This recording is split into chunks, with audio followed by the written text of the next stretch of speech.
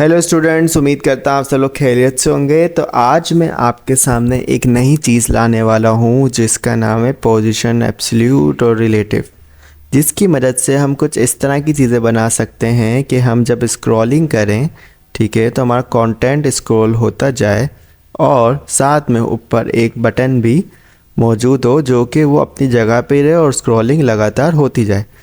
तो हम ये फीचर भी कर सकते हैं और या हम इस नैव बार को भी स्टिकी भी बना सकते हैं। जैसे कि मैं एग्जांपल दे रहा हूँ आपको। अब मैं क्या कर रहा हूँ, ये जो हमने लास्ट काम किया था उसके आगे ही काम कर रहा हूँ। तो ये हमारी नैव बार यहाँ से स्टार्ट हुई, यहाँ पर एंड हो गई। यहाँ पे मैं कमेंट भी डाल सकता हूँ, मैं नैव बार बना चुका हूँ। सही है, यहाँ पे कमेंट डाल दिया ताकि डेवलपर को पता चल सके। अब जो है मैं यहाँ से पी टैग से बहुत सारा डेटा डाल रहा हूँ। जैसे लॉरेम मैंने कुछ 3000 वर्ड्स डाल दिए और एंटर दबा दिया। तो लॉरेम जैसे ही मैंने 3000 वर्ड्स डाले तो ऑटोमेटिक यहाँ पे 3000 वर्ड्स आ गए, जिस पर मैं स्क्रॉलिंग भी कर रहा हूँ। ठीक है, अब बहुत सारी जगह पे आपने देखा नैव बार बिल्कुल सही बनी हुई है, ये हमारी वेबसाइट है और स्क्रॉलिंग भी हो रही है, गुड है। लेकिन बहुत सारी दफ़ा क्या होता है कि जब हम स्क्रॉलिंग कर रहे होते हैं तो हमारी नैव बार भी स्टिकी होती है, मतलब ऊपर चिपकी हुई होती है और खाली टैक्स ऊपर से नीचे जा रहा होता है। तो ये कैसे होता है? तो इसके लिए हमें देखना पड़ता है कि नैव बार के अब्बू कौन है। नैव बार के अब्बू हैं, जो मेन नैव बार है उसके अब्बू हैं बॉडी। ठीक है, तो बॉडी के अंदर सब कुछ मौजूद है। तो इस नैव बार में हमारे पास दो चीज़ें, बॉडी, तो बॉडी के पास हम आए, हमने बोला बॉडी भाई, तो बॉडी को हमने बोला पोजीशन रिलेटिव देंगे। बॉडी को क्या देंगे? पोजीशन रिलेटिव, क्योंकि वो उसके फादर है। और जिस बच्चे को आप स्टिकी करना चाह रहे हैं उसको हम देंगे पोजीशन एब्सोल्यूट। ठीक है, अब पोजीशन एब्सोल्यूट का मतलब होता है कि अपनी बिल्कुल ज़ीरो पोजीशन पे आ जाता है। अभी देखो ये बिल्कुल ज़ीरो पोजीशन पे आ गया, सब कुछ छोड़ छाड़ के। अभी हमने नैव बार को बताना पड़ेगा कि भाई नैव बार तुम्हारी वेट भी है, हमने दी नहीं थी, इसने पहले ऑटोमेटिक ले ली थी। हमने वेट दी 100 VW। वेट नैव बार की वेट 100 VW का मतलब ये कि जितनी स्क्रीन हो उतनी ही वेट ले लो आप। तो इसने वेट ले ली, परफेक्ट है। अब पोजीशन एब्सोल्यूट की मदद से होता है कि हमारे पास 4 फीचर खुल जाते हैं, टॉप, लेफ़्ट, राइट, बॉटम। ठीक है ना, वो हमारी मर्ज़ी है कि हम इसमें अभी टॉप, लेफ़्ट, राइट, बॉटम लगा रहे कि नहीं लगा रहे। ठीक है, लेकिन अभी हमारा मेन मकसद ये कि जब हम स्क्रॉलिंग करें तो हमारी नैव बार अपनी जगह पे स्टिक हो। तो उसके लिए हमें पोजीशन एब्सोल्यूट तो हम लोग लिखते हैं ताकि वो ज़ीरो पोजीशन पे है, और एक और भी होता है पोजीशन फिक्स्ड। अब फिक्स से क्या होगा, ये अपनी जगह पे रुका रहेगा और जब हम स्क्रॉलिंग करेंगे तो देखें कंटेंट हमारा चले जा रहा है और स्क्रॉलिंग हमारी हो जा रही है। अब अक्सर आपने देखा होगा यहाँ पर एक अक्सर साइड पे बटन आ रहा होता है, कभी व्हाट्सअप का, कभी किसी चीज़ का, जिसकी मदद से क्या हो रहा होता है कि वेबसाइट चली जा रही होती है लेकिन वो अपनी ख़ास जगह पे रुका हुआ होता है। तो वो कैसे बन सकता है?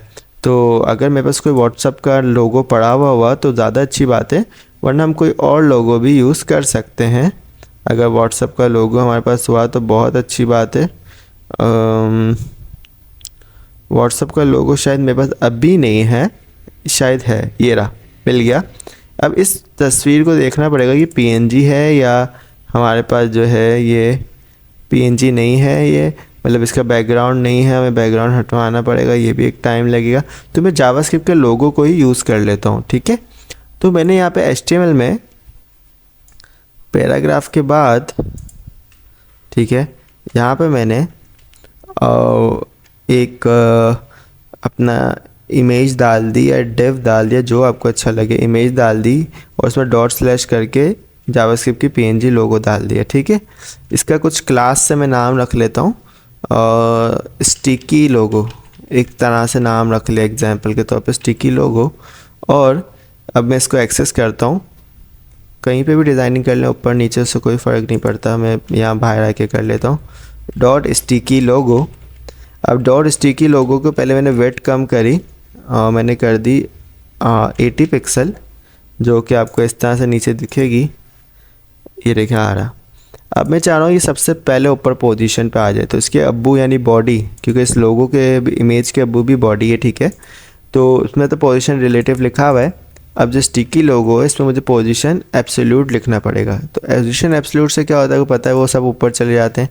तो अभी अपनी हद के मुताबिक सबसे ऊपर ही है। ठीक है, अब मैं इसमें कुछ चीज़ें दे सकता हूँ, लाइक टॉप, दे सकता हूँ 100 पिक्सल, तो टॉप से ये 100 पिक्सल नीचे आ जाएगा। देखें टॉप से 100 पिक्सल आ रहा है। अगर मैं टॉप से दे दूँ 500 पिक्सल तो ये टॉप से 500 पिक्सल आएगा।